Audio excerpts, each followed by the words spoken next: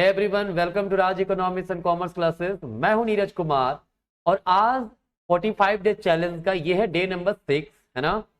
Target है हमारा UGC net 2024। आपको अच्छे से पता होगा ये जो 45 डेज का चैलेंज है इसमें क्या क्या मैं कर रहा हूं। नहीं पता है तो मैं ऑलरेडी इसके पहले 5 वीडियो बना चुका हूं, उसको देखिए। प्लेलिस्ट का लिंक दिया हुआ है डिस्क्रिप्शन में, है ना। अभी फिलहाल हॉट टॉपिक्स चल रहा है। जो भी बच्चे इकोनॉमिक्स के है ना, अगर सीरियस कैंडिडेट है तो काइंडली वीडियो पूरा देखा करें, ठीक है। टॉपिक है, डिस्कस होगा आज theories of demand for money, है ना। ब्रीफ डिस्कशन करेंगे, बहुत डिटेल एनालिसिस नहीं करेंगे, क्योंकि मैं रिकॉल करवा रहा हूं जो इंपॉर्टेंट टॉपिक्स है उसका मेन पॉइंट्स आपको समझा रहा हूं। बाकी आगे शुरू करने के पहले एक इंफॉर्मेशन, अगर आप रांची से हैं, BA economics, MA economics, CUET UG, PG या यूजीसी नेट इकोनॉमिक्स का क्लासेस करना चाहते हैं तो हमारा ऑफलाइन सेंटर है रांची में, ठीक है। यहाँ पे नंबर दिया हुआ है, इस नंबर पे आप कांटेक्ट करके डिटेल इंफॉर्मेशन ले सकते हो, ठीक है। तो चलिए शुरुआत करते हैं आज का टॉपिक, ठीक है। चलिए देखिए, डिमांड फॉर मनी की जब भी बात की जाए, है ना, तो जो इकोनॉमिक्स के स्टूडेंट है वो ऑलरेडी इसके बारे में बहुत सारे बात पढ़ चुके होंगे, बट मैं ब्रीफली बताता हूं कि मनी का डिमांड हम लोग क्यों करते हैं। तो मनी का डिमांड क्यों करते हैं, इससे रिलेटेड बहुत सारे थ्योरीज दिए गए हैं। सबसे पहला क्लासिकल अप्रोच है और उसके बाद है न्यू क्लासिकल अप्रोच, फिर है केन्सियन अप्रोच, है ना। तो हम लोग सबको पढ़ेंगे। उसके बाद टोबिन का अप्रोच है, डिटेल में सबको जानेंगे, ठीक है। तो अगर सबसे पहला बात किया जाए क्लासिकल अप्रोच, जो कि हमारा फिशर के द्वारा दिया गया है ना। इन्होंने डिमांड फॉर मनी का थ्योरी अलग से नहीं दिया था, इन्होंने क्वांटिटी थ्योरी ऑफ मनी दिया था। क्वांटिटी थ्योरी ऑफ मनी में मतलब प्राइस लेवल और क्वांटिटी ऑफ मनी के बीच क्या रिलेशन है उसको दर्शाने के लिए इन्होंने अपना थ्योरी दिया था, ठीक है। याद रखिएगा, इन्होंने अपना बुक लिखा था the purchasing power of money, published in 1911। ये जरूर बुक का नाम जरूर याद रखिएगा, क्योंकि क्रोनोलॉजिकल ऑर्डर में पूछ देता है, ठीक है। और जब इन्होंने अपना थ्योरी दिया तो उसके बाद न्यू क्लासिकल इकोनॉमिक्स के द्वारा दिया गया। इन दोनों ही इकोनॉमिक्स का मानना था, ठीक है, कि एक बहुत ही स्ट्रॉन्ग रिलेशन होता है मनी और प्राइस लेवल के बीच में, ठीक है। मतलब मनी का वैल्यू बोलो या प्राइस लेवल बोलिए या फिर क्वांटिटी ऑफ मनी बोलिए, इन सब के बीच में बहुत ही स्ट्रॉन्ग रिलेशन पाया जाता है, ठीक है। देखिए सीधी सी बात है, अगर मैं बात करूं कि अगर क्वांटिटी ऑफ मनी बढ़ेगा, ठीक है, तो भाई डिमांड बढ़ता है, प्राइस लेवल बढ़ जाता है, वहीं वैल्यू ऑफ मनी क्या होगा, घट जाएगा। तो ये रिलेशन है। फिशर ने कहा था कि if we double quantity of money, क्या करेंगे, क्वांटिटी ऑफ मनी को अगर हम डबल कर दें तो प्राइस लेवल भी डबल हो जाएगा, ठीक है। क्वांटिटी ऑफ मनी और प्राइस के बीच में कैसा रिलेशन है, डायरेक्ट रिलेशन है क्वांटिटी ऑफ मनी और प्राइस के बीच में, ठीक है ना। तो अगर क्वांटिटी ऑफ मनी को डबल कर दिया जाए तो प्राइस लेवल भी डबल हो जाएगा। क्वांटिटी ऑफ मनी को हाफ कर दिया जाए तो प्राइस लेवल भी हाफ हो जाएगा। साथ ही साथ इन्होंने कहा कि अगर क्वांटिटी ऑफ मनी डबल करते हैं तो वैल्यू ऑफ मनी हाफ हो जाएगा। मतलब क्वांटिटी ऑफ मनी और वैल्यू ऑफ मनी के बीच में कैसा रिलेशन है, क्वांटिटी ऑफ मनी और वैल्यू ऑफ मनी के बीच में कैसा रिलेशन है, इनवर्स रिलेशन पाया जाता है, ठीक है। मतलब क्वांटिटी ऑफ मनी डबल हुआ तो प्राइस लेवल भी डबल हो जाएगा ना, और प्राइस बढ़ा मतलब inflation, that is value of money घट गया, तो क्वांटिटी ऑफ मनी अगर डबल होता है वैल्यू ऑफ मनी क्या होगा, हाफ हो जाएगा, ठीक है ना। ये कंसेप्ट दिया है किन्होंने, प्रोफेसर फिशर के द्वारा दिया गया कंसेप्ट है। इनका कहना था कि जो मनी का डिमांड होता है, डिमांड फॉर मनी जो होगा हमारा, ठीक है, इसका मेन पर्पस होता है ट्रांजैक्शन। क्या होता है, ट्रांजैक्शन। देखिए लेन देन करना हो आपको किसी सामान का, ठीक है, लेन देन बोलिए या फिर ट्रांजैक्शन बोलिए। आपको वस्तुओं का लेन देन करना हो, ट्रांजैक्शन करना हो, तो वहां पे as a medium of exchange काम करता है मनी। इसीलिए वी नीड मनी, और हम लोग मनी का डिमांड करते हैं, ठीक है ना। इन्होंने क्वांटिटी थ्योरी ऑफ मनी में एक फॉर्मूला भी दिया है, ये फॉर्मूला भी याद रखिएगा। बाय द वे मैं नेक्स्ट वीडियो जो अलग से लाऊंगा, है ना, कोशिश करूंगा एक वीडियो आप लोगों का क्वांटिटी थ्योरी ऑफ मनी पर मैं बना दूं, ठीक है, क्योंकि क्वांटिटी और थ्योरी ऑफ मनी थोड़ा सा और डिटेल जाएगा, राइट। बट मैं इक्वेशन बता दे रहा हूं। इन्होंने कहा था प्राइस लेवल का डिटर्मिनेशन वहां होता है जहां डिमांड फॉर मनी और सप्लाई ऑफ मनी इक्वल होता है, ठीक है। डिमांड फॉर मनी का फॉर्मूला उन्होंने P इंटू टी दिया था, मतलब price into transaction unit. Supply of money मतलब वेलोसिटी ऑफ मनी और क्वांटिटी ऑफ मनी, ठीक है। तो इस प्रकार से P बराबर क्या लिखा था इन्होंने, VM/T, जहां पे ट्रांजेक्शन वेलोसिटी को कांस्टेंट माना गया है, ठीक है, इसको क्या माना गया है, कांस्टेंट अज्यूम किया है, मतलब price is directly proportion to quantity of money, मतलब क्वांटिटी ऑफ मनी बढ़ेगा प्राइस बढ़ेगा, क्वांटिटी ऑफ मनी घटेगा प्राइस घटेगा, ठीक है ना। ये था brief information about Fisher's quantity theory of money.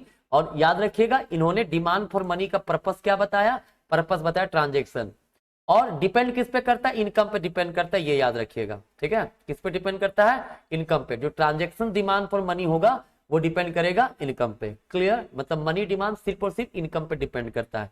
जिसका ज्यादा इनकम होगा ज्यादा मनी का डिमांड करेगा, ज्यादा ट्रांजेक्शन करेगा, जिसका इनकम कम होगा कम मनी का डिमांड करेगा, कम ट्रांजेक्शन करेगा, ठीक है ना। चलिए तो आगे नेक्स्ट बात करते हैं कैम्ब्रिज वर्जन का। तो कैम्ब्रिज वर्जन जो है इसमें basically new classical economist basically आते हैं, मार्शल, पिगू, रॉबर्टसन, केन्स भी उसी में थे, बाद में इन्होंने अपना अलग थ्योरी दिया था, क्योंकि ये भी कैम्ब्रिज के ही थे, ठीक है। तो इन लोगों ने थ्योरी दिया क्वांटिटी थ्योरी ऑफ मनी, जिसको बोला था कैश बैलेंस अप्रोच। याद रखिएगा Fisher's quantity theory of money को ट्रांजेक्शन अप्रोच भी कहते हैं, क्या बोलते हैं, ट्रांजेक्शन अप्रोच थ्योरी, है ना। अरे इसको क्या बोलते हैं, कैम्ब्रिज को कैश बैलेंस अप्रोच, है ना। इनका कहना था, इन लोगों का कहना था मनी का डिमांड बेसिकली ट्रांजैक्शन मोटिव से किया जाता है, जैसा कि फिशर ने कहा। लेकिन दूसरा बात इन्होंने कहा कि money is role as a temporary store of wealth, मतलब मनी स्टोर ऑफ वेल्थ के रूप में भी काम करता है, तो इसीलिए मनी का डिमांड स्टोर मतलब वैल्यू स्टोर करने के लिए किया जाता है। और इनका जो मेजर फोकस था वो स्टोर ऑफ वेल्थ पर ही था, स्टोर ऑफ वैल्यू पर ही था। तो कैम्ब्रिज ने दो अप्रोचेस दिया, दो रीजन बताया मनी डिमांड का, एक बताया ट्रांजैक्शन और दूसरा क्या बताया इन्होंने, store of wealth, store of value बोलिए वेल्थ बोलिए, ठीक है। मतलब there are two reasons for money demand according to Cambridge, right. But major focus जो था वो किस पर दिया गया, स्टोर ऑफ वैल्यू पर दिया गया, ठीक है। ध्यान रखिएगा, कहता है डिमांड फॉर मनी जो है ना वो किस पर डिपेंड करेगा, पार्टली ऑन इनकम, मतलब कुछ इनकम पे डिपेंड करता है, partly on the other factor, और दूसरे फैक्टर पर भी डिपेंड करेंगे। और जो दूसरे फैक्टर्स हैं उसमें एक सबसे इंपॉर्टेंट है वेल्थ एंड इंटरेस्ट रेट, ठीक है। ये कहना था किनका, कैम्ब्रिज का। मतलब मनी का जो डिमांड होगा कुछ हद तक वो डिपेंड करेगा किस पर, इनकम पे, और कुछ हद तक अदर फैक्टर पर डिपेंड करेगा। और अदर फैक्टर में सबसे इंपॉर्टेंट जो फैक्टर उन्होंने माना है वो है वेल्थ और इंटरेस्ट रेट, ठीक है, इंटरेस्ट रेट, क्लियर, याद रखिएगा चीज, ध्यान रखिएगा। फिशर ने क्या कहा, फिशर ने कहा मनी का डिमांड सिर्फ इनकम पे डिपेंड करेगा, इन्होंने कहा कुछ हद तक इनकम पे डिपेंड करेगा, कुछ हद तक अदर फैक्टर्स लाइक वेल्थ और इंटरेस्ट रेट पर डिपेंड करेगा, ठीक है ना। यहां तक कोई समस्या नहीं आप लोगों को। आगे है Keynesian theory of demand for money. देखिए प्रोफेसर केन्स ने बड़ा ही इंपॉर्टेंट थ्योरी दिया है किसके लिए, डिमांड फॉर मनी का, ठीक है।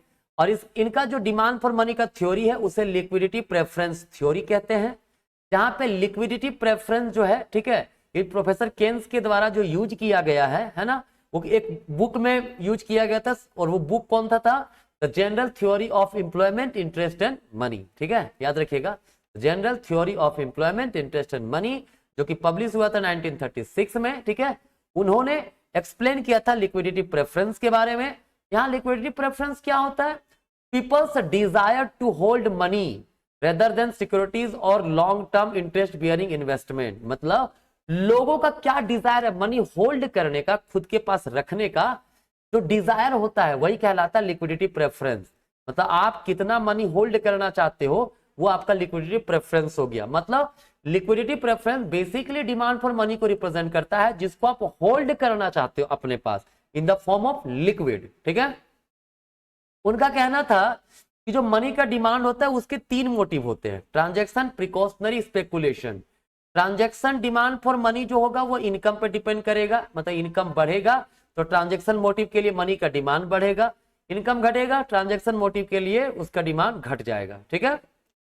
और जो प्रिकॉशनरी मोटिव के लिए मनी का डिमांड इन्होंने बताया वो भी बताया इनकम के लिए, क्योंकि देखिए लाइफ अनसर्टेन होता है तो हर व्यक्ति पैसा होल्ड करना चाहता है, स्टोर करना चाहता है, राइट, वो भी आपके इनकम पे डिपेंड करेगा, है ना। वहीं अगर मतलब इन दोनों को अगर हम लोग L1 बराबर बोल दें LT प्लस LP, राइट। तो ये L1 किस पे डिपेंड कर रहा है? ये पूरी तरह से इनकम पर ही डिपेंड कर रहा है, क्योंकि ट्रांजैक्शन मोटिव भी इनकम पे डिपेंड कर रहा है, प्रिकॉशनरी मोटिव भी इनकम पे डिपेंड कर रहा है। क्लियर? वहीं अब आता है स्पेकुलेशन मोटिव, मतलब लोग सट्टाबाजी करते हैं ना, मार्केट में पैसा लगाते हैं, शेयर, सिक्योरिटीज, बॉन्ड वगैरह, है ना, वो सब में। तो उसका जो डिमांड है वो डिपेंड करेगा बेसिकली इंटरेस्ट रेट पे। यहाँ पे बेसिकली इन्होंने डिस्कस किया बॉन्ड प्राइस, है ना, बॉन्ड रिलेटेड मार्केट। कहता है याद रखिएगा, इंटरेस्ट रेट और बॉन्ड प्राइस जो होता है इसके बीच इनवर्स रिलेशन होता है, ठीक है। अगर इंटरेस्ट रेट बढ़ रहा है तो बॉन्ड प्राइस जो है वो सस्ता हो जाएगा, इंटरेस्ट रेट कम है तो बॉन्ड प्राइस उस समय काफी महंगा होगा। इनवर्स रिलेशन पाया जाता है। क्लियर है? तो इसके अकॉर्डिंगली प्रोफेसर केन्स ने जो लिक्विडिटी प्रेफरेंस मतलब मनी का डिमांड बताया वो किस पे डिपेंड करता है? इनकम पे और रेट ऑफ इंटरेस्ट पे। इनकम पे डिपेंड करेगा ट्रांजैक्शन और प्रिकॉशनरी, और स्पेकुलेशन किस पे डिपेंड करेगा? रेट ऑफ इंटरेस्ट पे, ठीक है ना। इन्होंने एक टर्म बताया था लिक्विडिटी प्रेफरेंस, है ना। देखिए ये LP जो है ना, लिक्विडिटी प्रेफरेंस का जो है डायग्राम है ना, जिसमें इन्होंने बताया था कि इधर हमारा क्या है? क्वांटिटी ऑफ मनी है, इधर इंटरेस्ट रेट है, इधर इंटरेस्ट रेट है। कहता हायर इंटरेस्ट रेट पे lower quantity of money demand होगा, ठीक है, क्योंकि हायर इंटरेस्ट पे बॉन्ड प्राइस महंगा होता है। क्या बोलते हैं, अगर इंटरेस्ट रेट काफी ज्यादा है तो बॉन्ड प्राइस वहां सस्ता होगा तो लोग ज्यादा खरीदना चाहेंगे, ठीक है। इंटरेस्ट रेट अगर ज्यादा है तो वहां पे क्वांटिटी ऑफ मनी का जो डिमांड होगा वो कम होगा, क्योंकि सिंपल सी बात है, इंटरेस्ट रेट ज्यादा है, बॉन्ड प्राइस क्या होगा? सस्ता होगा, तो कम में ही खरीदा जाएगा ना, तो इसीलिए क्वांटिटी ऑफ मनी उसमें कम होगा। लेकिन एक मिनिमम इंटरेस्ट रेट होगा जहां पर ये क्या होगा? ये हॉरिजॉन्टल बन जाएगा, ठीक है। हॉरिजॉन्टल बन जाएगा अगर, ठीक है, तो यहाँ पे जो ये कंसेप्ट है ये क्या कहलाता है? ये एरिया जो है वो लिक्विडिटी ट्रैप कहलाता है। क्या कहलाता है? लिक्विडिटी ट्रैप, लिक्विडिटी ट्रैप, ठीक है ना, तरलता जाल। वैसे अगर आपको इंटरेस्ट रेट और बॉन्ड प्राइस के बीच रिलेशन इनवर्स क्या क्यों होता है, इसका डिटेल वीडियो चाहिए तो कमेंट कीजिएगा, मैं अलग से वीडियो उसका डिटेल में बना दूंगा, ठीक है ना। चलिए, यहाँ तो कोई दिक्कत नहीं है। ये था हमारा केन्स का डिमांड फॉर मनी। हाँ, अब है Friedman's restatement of quantity theory of demand, है ना। एक्चुअली इनका जो क्वांटिटी थ्योरी था ना, ये basically demand for money theory था। क्या था? डिमांड फॉर मनी का ही थ्योरी था, राइट। इन्होंने क्या किया है, केन्स का जो स्पेकुलेटिव मनी डिमांड था ना, स्पेकुलेशन मोटिव के लिए, उसी को एक्सटेंड किया एक प्रकार से, है ना। कहता है Friedman treat demand for money as nothing more than the application of a general theory of demand for capital assets. जिस प्रकार से एसेट्स, वेल्थ, कैपिटल एसेट्स का डिमांड जिस प्रकार से होता है उसी प्रकार मनी का भी डिमांड होता है, क्योंकि अकॉर्डिंग टू फ्रीडमैन मनी कुछ नहीं है, वो भी एक प्रकार का वेल्थ है, वो भी एक प्रकार एसेट्स है, इसीलिए मनी का डिमांड होता है, ठीक है। मन कहता है Friedman maintains that it is permanent income and not the current income. Keynes current income को कंसीडर किए थे, ट्रांजैक्शन कर रहे तो हमारा करंट इनकम पे डिपेंड करेगा। फ्रीडमैन ने कहा it is permanent income not the current income, ठीक है, क्लियर है। That determines demand for money, मतलब फ्रीडमैन का कहना है परमानेंट इनकम रिस्पॉन्सिबल होता है किसके लिए? डिमांड फॉर मनी के लिए। केन्स का कहना था करंट इनकम, राइट, ये याद रखिएगा। अब यहाँ पे अगर बात करें परमानेंट इनकम क्या है, तो परमानेंट इनकम जो है फ्रीडमैन का थ्योरी में वो simply measure of wealth in the present expected value of all future income, ठीक है। परमानेंट इनकम का मतलब फ्यूचर इनकम बेसिकली होता है, ज्यादा दिमाग यहाँ पे लगाना जरूरत नहीं है ना। कहता है फ्रीडमैन के अनुसार, कहता है money is a good as any other durable consumer good, है ना। कहता है जो मनी का जो डिमांड है, मनी जो है ना, कैसा क्या है? मनी भी एक गुड्स है, क्या किस प्रकार गुड?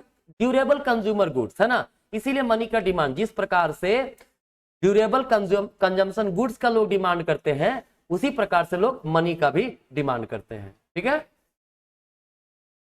कहता है फ्रीडमैन जो है इन्होंने basically 4 determinants of demand for money को बताया है, ठीक है। उनका कहना था नॉमिनल डिमांड फॉर मनी, जो डिमांड फॉर मनी होता है वो किसका function? Is a function of total wealth होता है, ठीक है। ये क्या होता है? टोटल वेल्थ पर डिपेंड करता है, वेल्थ कितना ज्यादा आपके पास है उतना ज्यादा आप मनी का डिमांड करोगे, है ना।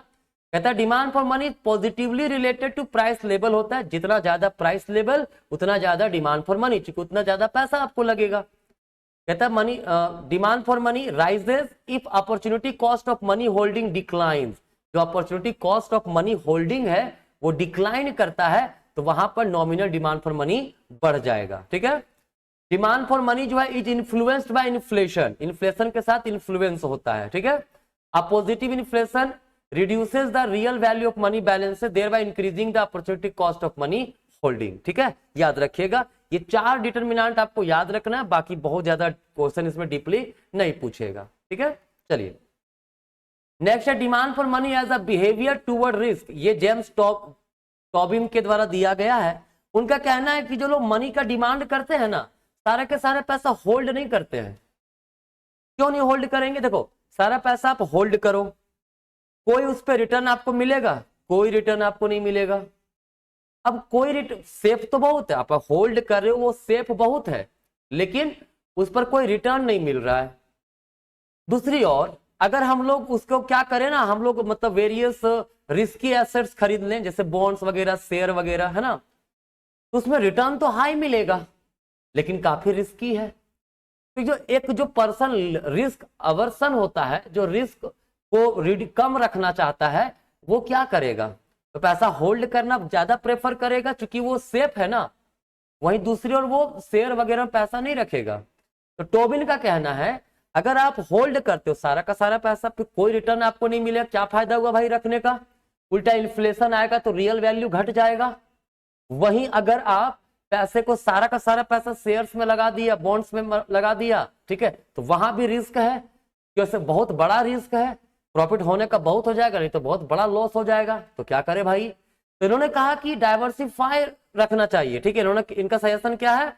कहता है इन्होंने कहा कि people prefer a mixed diversified portfolio of money bond, मतलब कुछ पैसा होल्ड रखे, कुछ पैसा बॉन्ड में रखे, कुछ पैसा शेयर्स में रखे, इस तरह से करे और बैलेंस बना के रखे ताकि बहुत ज्यादा रिस्क भी ना रहे, बहुत ज्यादा, और ऐसा भी नहीं बहुत ज्यादा सेफ भी रखे। क्या फायदा?